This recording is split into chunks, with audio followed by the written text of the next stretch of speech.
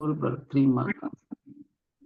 Engkau mengizinkan kami Bapa untuk pagi hari ini memuji, menyembah, memuliakan Engkau di dalam ibadah rutin kami Kingdom Family Indonesia Interdenominasi ini. Engkau telah memilih kami dan mengutus kami untuk memberitakan kabar baik Injil Kristus. Karena itu kami sungguh bersyukur Engkau memperlengkapi kami pribadi lepas pribadi, para hamba Tuhan, untuk boleh terus belajar dan merendahkan hati kami agar kami Bapa mumpuni untuk Engkau utus bepergian mencari jiwa yang mengerah.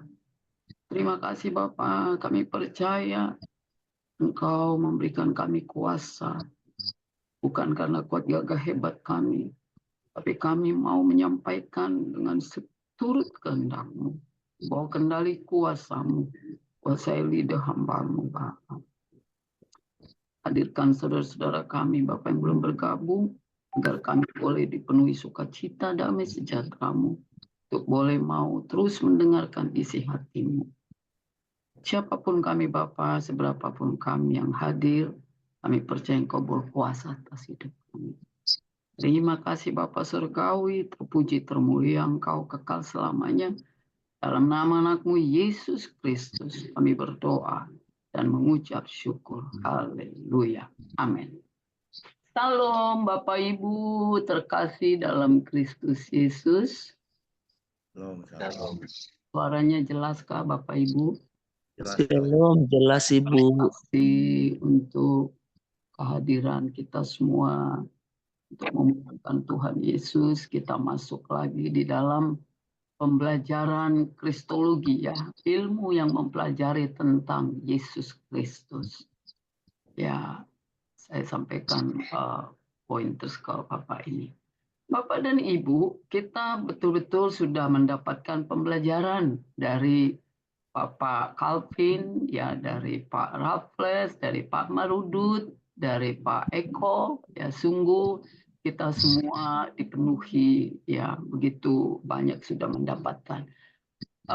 Pagi ini saya akan membacakan satu firman Tuhan dari Kolose 2 ayat 9, ya. Seperti kita ketahui bahwa Kristologi adalah ilmu yang mempelajari tentang Yesus Kristus. Dengan pemahaman yang benar akan Yesus Kristus, maka dapat mengambil keputusan untuk mengikut Dia dan percaya pada Yesus sebagai Tuhan dan Juru Selamat. Ya. Itu yang dari Kolose 2 ayat 9. Sebab dalam Dialah berdiam secara jasmania seluruh kepenuhan kealahan. Jadi saya mengambil dari yang berbeda, tapi ini adalah untuk memenuhi semua, ya. Saya ulangi sekali lagi, Kolose 2:9, sebab dalam Dialah berdiam secara jasmania seluruh kepenuhan kealahan. Bapak dan Ibu, puji dan syukur kita panjatkan kehadiran Tuhan Yesus Kristus, karena oleh anugerahnya kita dapat bersama pagi hari ini dalam kasih dan persekutuan untuk memperdalam pengenalan kita akan firman Tuhan. Dalam dunia yang semakin kompleks, dengan berbagai pemikiran dan ajaran yang saling bertentangan, penting bagi kita untuk kembali kepada dasar iman yang sejati, yaitu siapa Yesus Kristus itu sesungguhnya. Nah, Bapak dan Ibu, hari ini kita akan bersama-sama mempelajari Kolose 2:9, sebuah ayat yang sangat penting dalam ajaran iman Kristen tentang Kristologi. Ayat ini menyatakan dengan tegas bahwa di dalam Kristus berdiam secara jasmania seluruh kepenuhan kealahan. Luar biasa ya Bapak Ibu, ya. Nah, ini bukan hanya pernyataan teologis ya Bapak Ibu, tetapi juga menjadi dasar keyakinan kita bahwa Yesus bukan sekadar nabi kah, guru kah, soko guru kah, ya, atau teladan moral, melainkan Allah yang sejati yang telah datang ke dalam dunia dalam wujud manusia. Nah, melalui pengajaran ini kita diajak untuk memahami lebih dalam tentang keilahian Kristus, menolak segala bentuk ajaran palsu, yang merendahkannya, ya, dan memperkuat iman kita kepada pribadi yang layak kita sembah dan kita ikuti.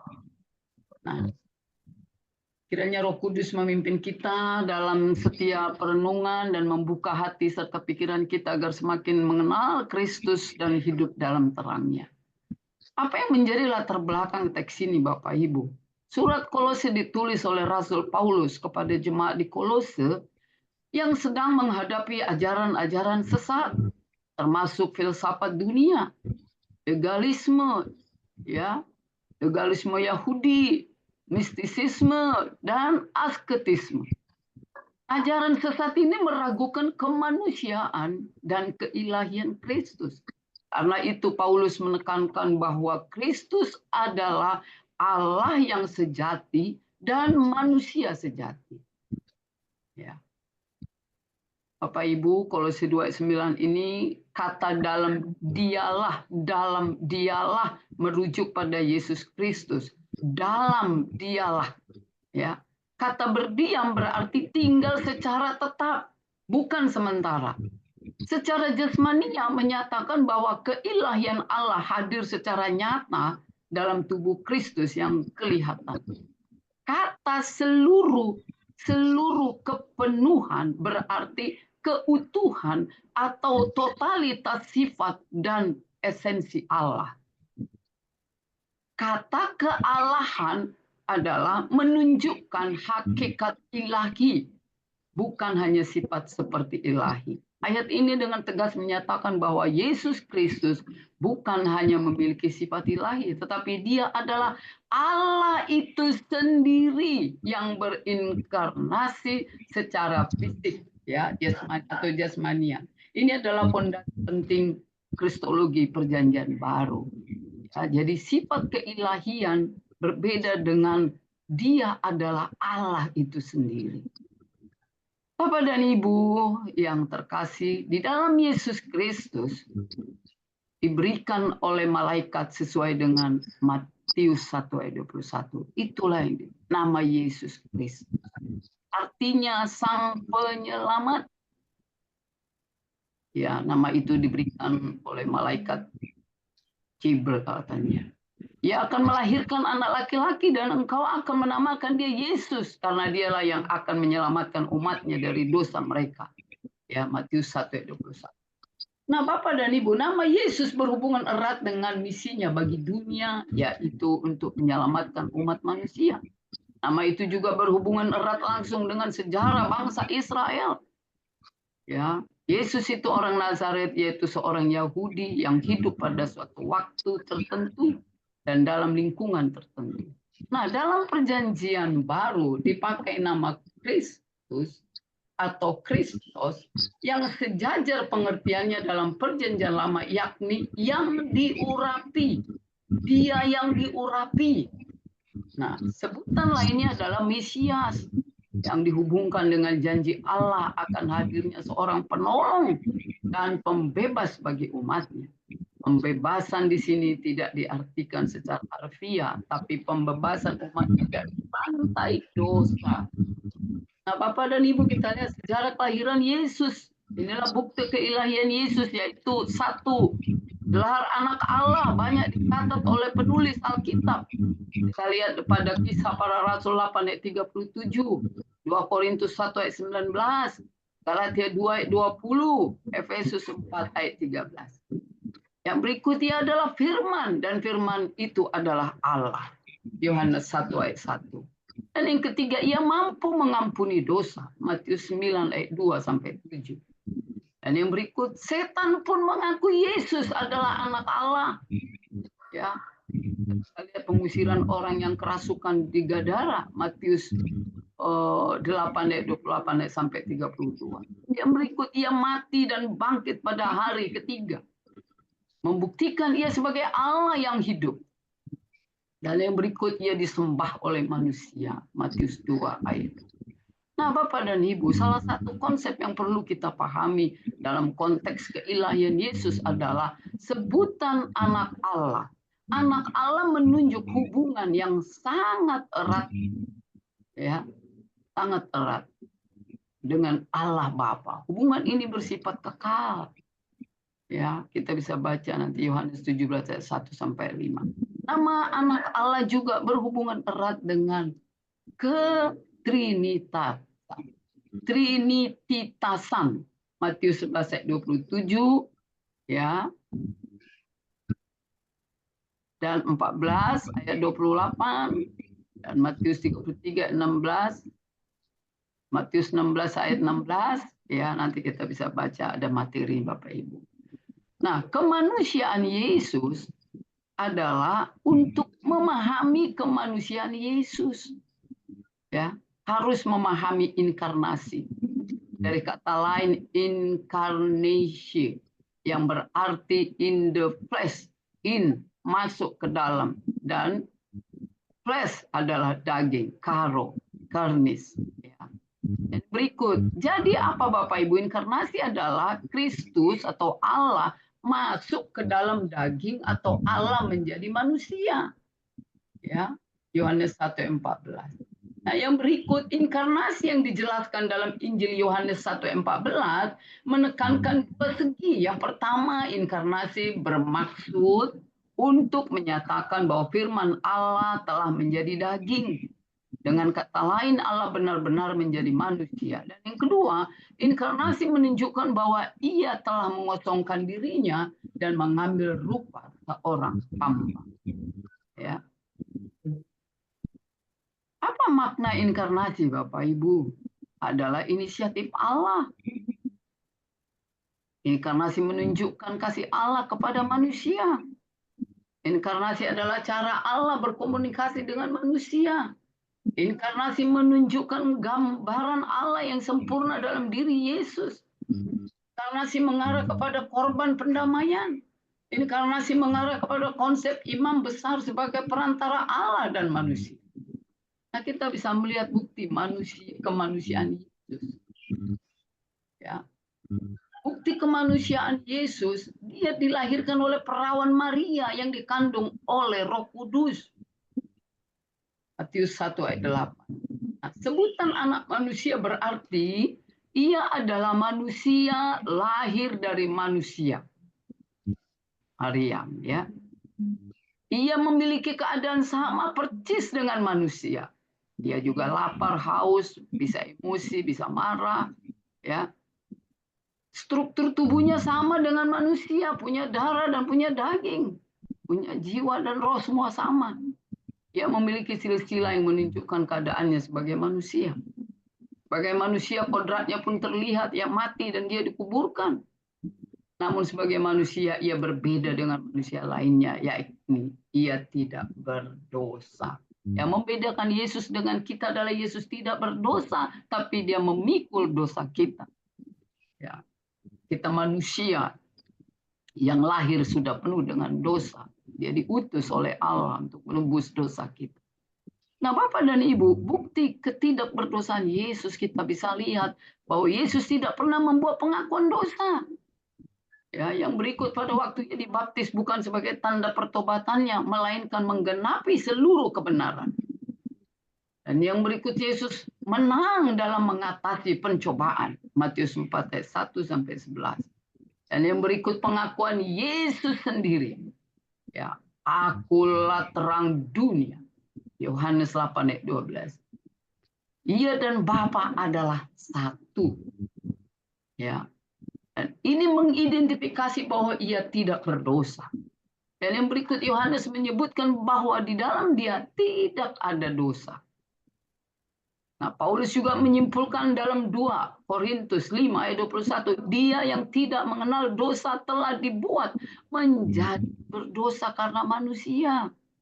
Nah, karena itu Bapak dan Ibu, makna teologis dari ketidakberdosaan Yesus adalah hubungan Yesus dengan inkarnasi. Bukan berarti ia harus terlibat dalam dosa. Ia menjadi manusia karena yang mau diselamatkannya adalah kita semua manusia. Ya. Dan yang berikut menunjukkan ketaatannya kepada misi Bapa. Dan yang berikut menunjukkan bahwa ia adalah Tuhan. Kemanusiaan dan kelahiran Yesus adalah satu kesatuan yang utuh, yaitu dalam kesatuan tubuh Kristus.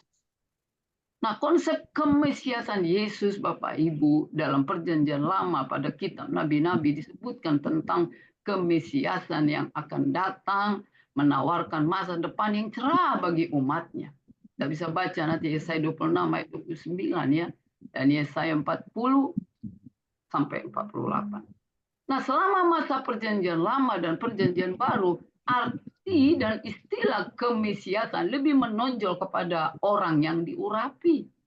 Pengharapan kedatangan Mesias lebih menonjol kepada raja keturunan Daud yang akan mendirikan kerajaan di dunia bagi umat Israel. Mesias merupakan tokoh politik, tetapi dengan kecenderungan ke arah agama. Nah, Bapak dan Ibu, orang Yahudi memiliki pemikiran bahwa Mesias yang membebaskan mereka dari jajahan Romawi. Yesus memperkenalkan diri sebagai Mesias, yaitu seorang yang akan membebaskan mereka dari dosa. Jadi bukan Mesias politik. Ya, kita bisa melihat Bapak Ibu apa jabatan Yesus. Dalam Alkitab kita menjumpai jabatan Yesus sebagai raja, nabi, imam.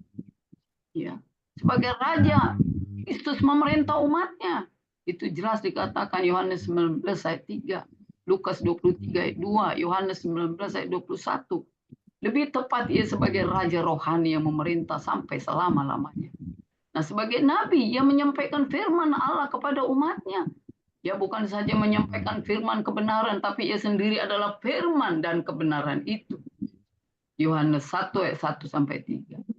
Nah, sebagai imam, memanggil umatnya dan mempersembahkan korban, mendoakan dan memberkati umat Yesus yang tidak mempersembahkan korban dengan menyembelih domba, melainkan dia sendiri sebagai domba dipersembahkan untuk pendamaian.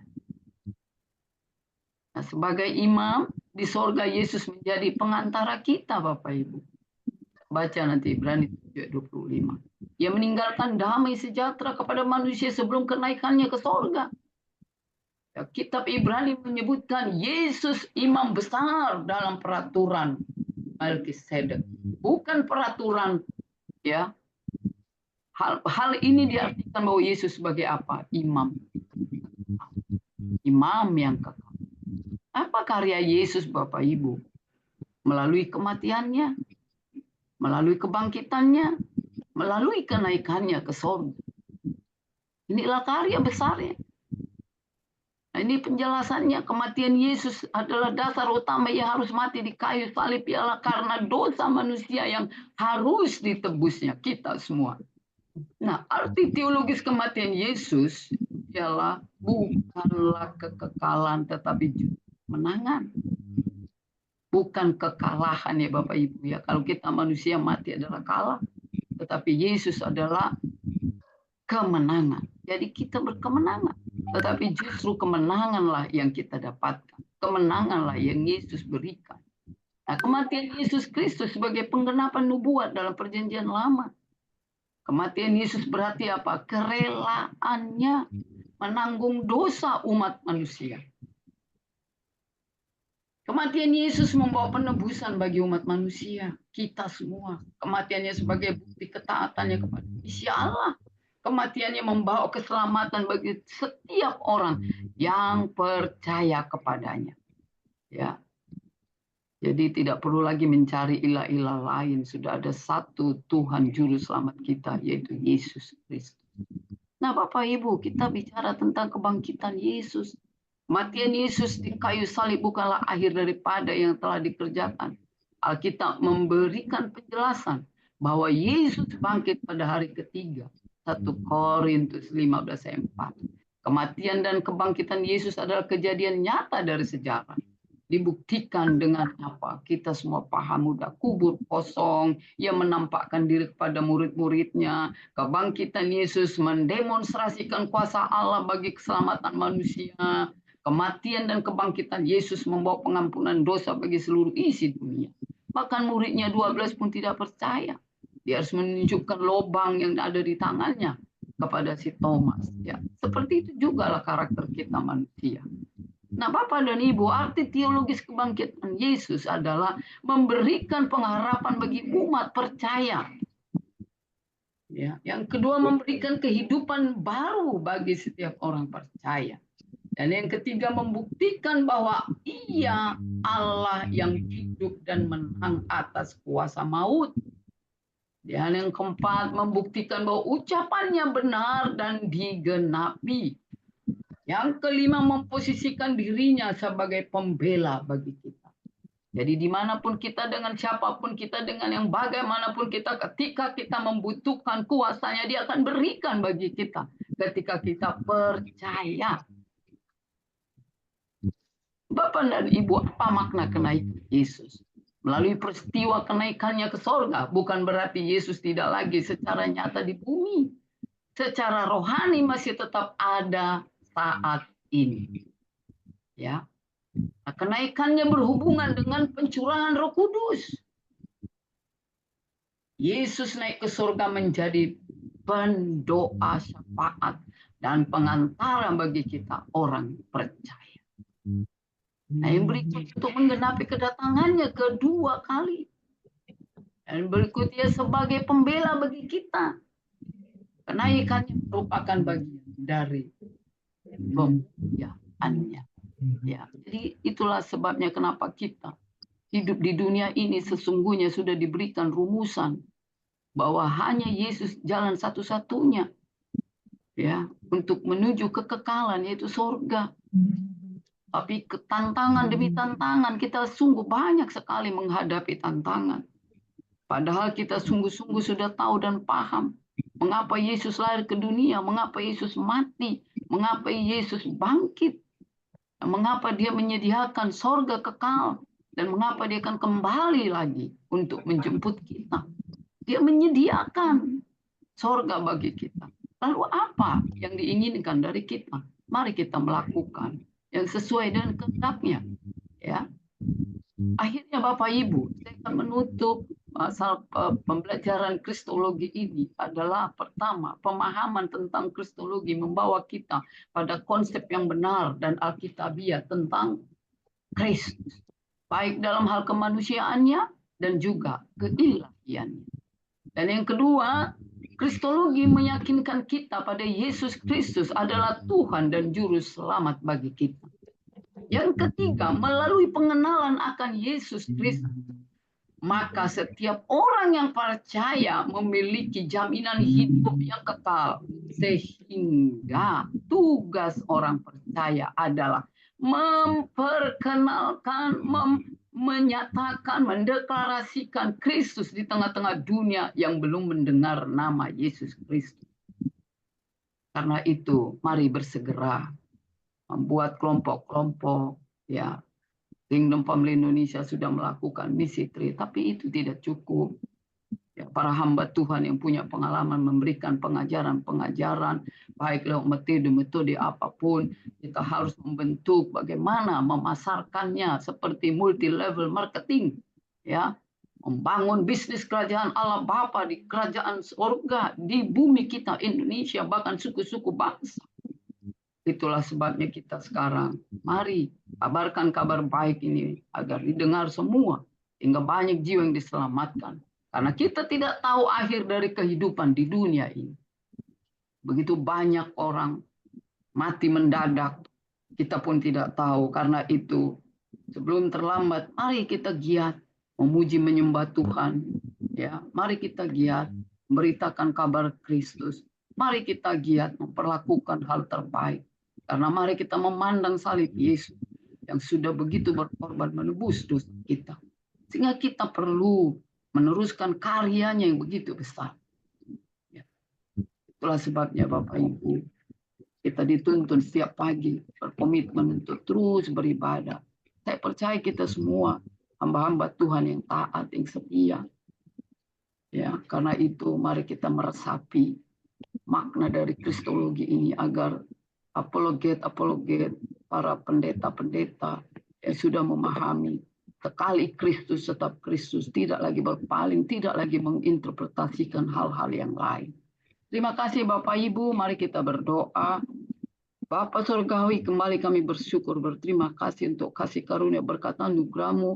Engkau izinkan kami Bapa untuk mendengarkan isi hati Hamba-Mu percaya ini adalah bagian kecil yang hamba-Mu mengerti. Karena itu, berikan Tuhan Yesus keleluasaan Bapa untuk mengartikulasi agar kami tetap kembali kepada Bible, kembali kepada firman Tuhan.